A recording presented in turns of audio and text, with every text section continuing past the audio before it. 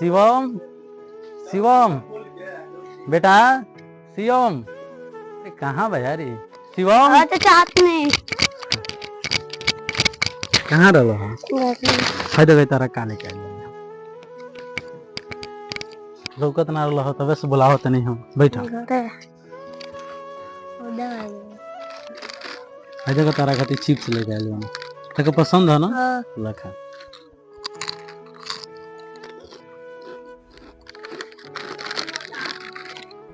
और खा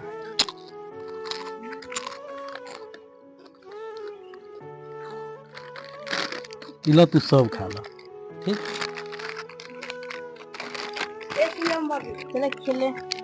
अच्छा जा आई सुनो शिवम आई सबके खिया दी हाँ दोस्त में ठीक बा ठीक बा ए दीपक अरे हाँ अरे शिवम के माई तो बचपने में छोड़ के चली गई है मगर आज तक ले उनके माई के कमी महसूस होके तुलाई दिया ये क्या कहत रहो भैया शिवम तोहरे लइका थोड़े बा वो हमरो लइका बा और हमरे तहरे सिवा शिवम के देखे वाला के बा भैया और बचपने में तो माई बाबूजी हमरो के छोड़ के चल गए लेकिन आज तक तो तू हमरा के माई बाबूजी के कमी महसूस होके नहीं खदल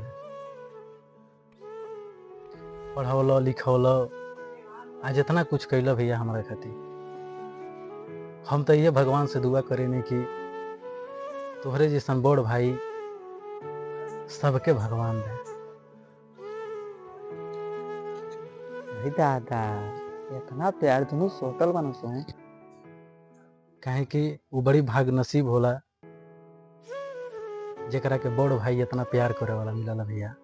अरे पागल तू का कहत ला ई तो हमार फर्ज बाटे भैया। दीपक भाई चिट्ठी आइल बा वो चिट्ठी भाई अरे बहुत बहुत धन्यवाद भाई। किसन चिट्ठी है दीपक? अरे भैया नौकरी लाग गई भैया ज्वाइनिंग लेटर। अरे आशीर्वाद ज्वाइनिंग लेटर एकर बड़का भाई चढ़ावे पड़ी नहीं तो बहुत आगे हो जाए। याद है भैया तार सब मेहनत गई तार मेहनत हो कि आज ये मुकाम पे पहुंचल बने के भैया। अच्छा भैया एक काम करो तू है के पकड़ो हम अबे आओ तने लेकिन भैया बिहान सुबह ही निकले के बाटे। अच्छा और 10,000 रुपया की व्यवस्था करे पड़ी। ठीक है जा तू 10,000 की बात करना 10 का हम 20,000 की व्यवस्था कर दे। ठीक है भैया ठीक है जा। एकर बड़का भाई चढ़ावे पड़ी नहीं तो बहुत आगे हो जाए। रुक जो अलगे मिले दे कहीं। रुक गांव में बहुत आगे हो जाइए चल तो नहीं कर दूर पे आज फोरत नहीं। बबलू भाई ए बबलू भाई हां अरे का चल बा बढ़िया बढ़िया कहां नहीं मन भाई? अरे का कोनी एगो बात ही बा। का हो भाई क्या हो ई छुटका भाईवा का नौकरी लागल ना वही के ज्वाइनिंग लेटर है बे। नौकरी? हां नौकरी लाग गई। एगो बात बता। का हो रात का किनारे कहीं बैठल जब तब तक बताओ। आओ मैं हाँ भाई तब बताओ। देखो हमार बात सुनिए बुढ़बके के बात सुनल जाला ध्यान से। 2-4 कट्ठा खेत रहलो अपने भाई के तो बेच के पढ़ा दलो। बात ई बा केहू के भाई हित नहीं खनसु ठीक बा अबे नौकरिया पा जाई ताके ठेल दी तुहार एगो लइका बा तुहार पत्नी है नहीं है तो मानो तू सोच ली हो दोबारा ई कुल बात हमरा दोबारा पाके कहिया मत। ठीक बा सोच ली हो तुहारियो एगो लइका बा मानो सोच ली हम चलते नहीं। ठीक बा हम तारे दोबारा पे लौकम नहीं बाकी सोच ली हो।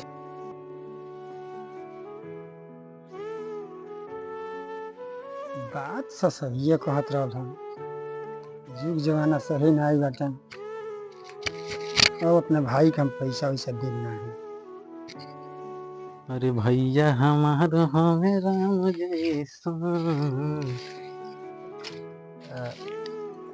भैया। हाँ वो का कहते ना कि अब सुबह हो गल अब निकले के बाटे। अच्छा और पैसा के व्यवस्था हो गल तो भैया तो दो निकली।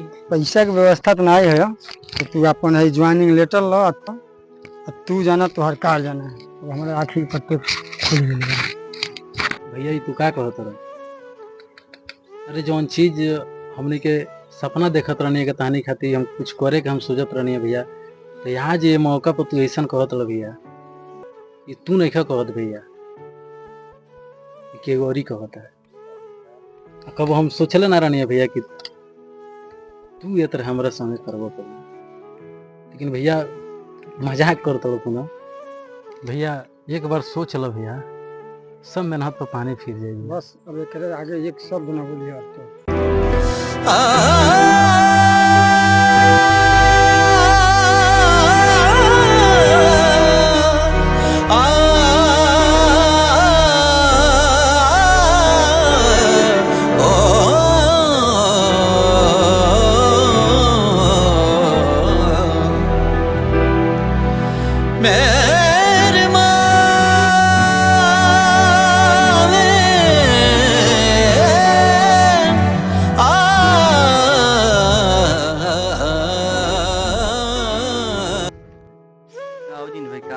दिखाई ना देता। कहाँ रहो तन बाहर से 2-3 दिन भइल अइले। देखते बड़ा बाहर के का कमाई दमाई चलत। भविष्य में हम कुछ काम कइले बनी जान लो।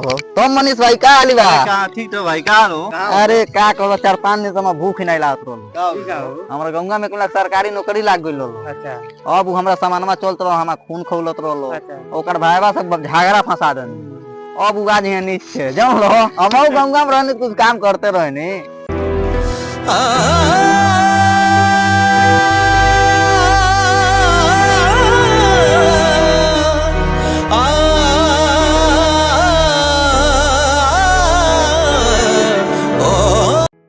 बहुत भारी गलती हो गई आज लक्ष्मण जैसन भाई को हम क्या कदानी बहुत भारी गलती हो गई। हे भगवान ये हमसे का हो गई, इतना भारी गलती हमसे हो गई। आज दूसरा के बाती में आके अपने भाई के अपना से दूर करते रहनी है।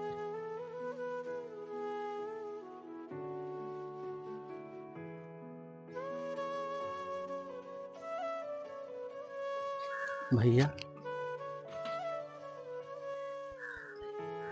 दीपक अब हमके माफ कर दो, हमसे बहुत भारी गलती हो गई बा। ये क्या कहत रह भैया? तू हाथ कहाँ जोड़त रह? और का बात हो भैया? कैसन माफी मांगत रह? हमको समझ नहीं ना भैया। हम दूसरे के बाती में आके अपने घर बर्बाद करते रहे। कोनो बात ना भैया, अगर सुबह के भूलल आदमी अगर शाम के अगर घरे वापस आ जाना तो ओके भूलल ना कहल जाला। और ये दुनिया के रीत बा भैया कि एक भाई भाई से लोग अलग करा देला, तो ये अपन समझदारी होके के चाहिए भैया। काहे कि तीसरा के बाती में आके अगर उतारा के अगर कुछ कहता तो अपने दिल पर हाथ धो के एक बार सोचे के चाहे।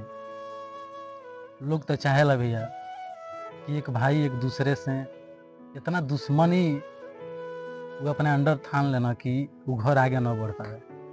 तो कोनो भी गलती कैले से पहले भैया एक बार जरूर सोचे के चाहिए। तो कोनो बात नहीं है भैया, तू तो हमार बड़ भाई हो, तू कबो गलती कोई नहीं सकल भैया। हमें से गलती कोनो हो गई भैया, तो हमके माफ कर दिया। ना रे पगला दीपक, हाँ भैया। हेलो पैसा के व्यवस्था हो गई बा। हेलो 20,000 रुपया जा अपन नौकरी करत। ठीक बा भैया, तो हम बैग लेके आओ तन भैया। ठीक है शिवम, हम जाते नहीं, अब बहुत जल्दी आए, ठीक ना बेटा? भैया हम बहुत जल्दी आए बेटा। भैया हाँ दीपक चलते नहीं भैया। ठीक है चला। प्रणाम भैया। ठीक अपन ख्याल रखिए। ठीक है भैया। ठीक है ठीक बा। समय से खाना खाइल करिए। ठीक है भैया, तब अपन ध्यान दिया ठीक भैया। है, और ठीक है। सीएम के विशेष ध्यान दिया, कहे कि ये हमने के जान के टुकड़ा है भैया। हम इनका ख्याल रखा बढ़िया से। ठीक है भैया, तब ठीक। निकलो तो लेट हो। ठीक। शिवम बाय। हे भगवान हमारे भाई के ख्याल रखिए।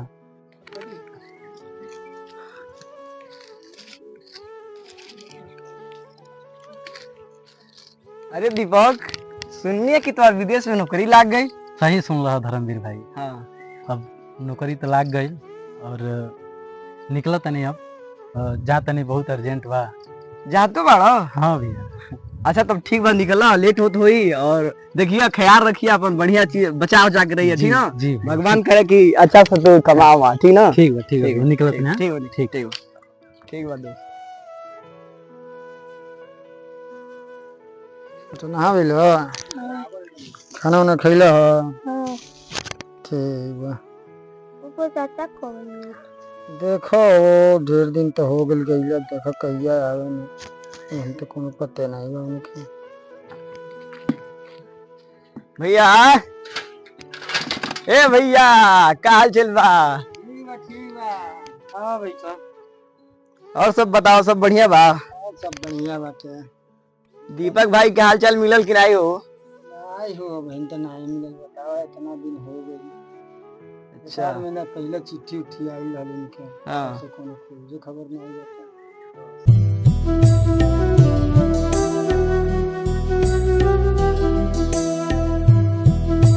तो कोनो खोजे खबर नहीं।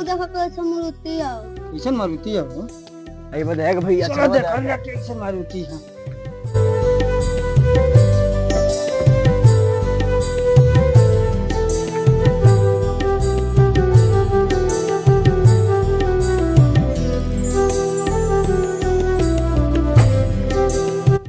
अरे ई क्या हो? अरे भैया तार भाई दीपक हमें हो, तू चिन्ह नहीं कर पाओ। अरे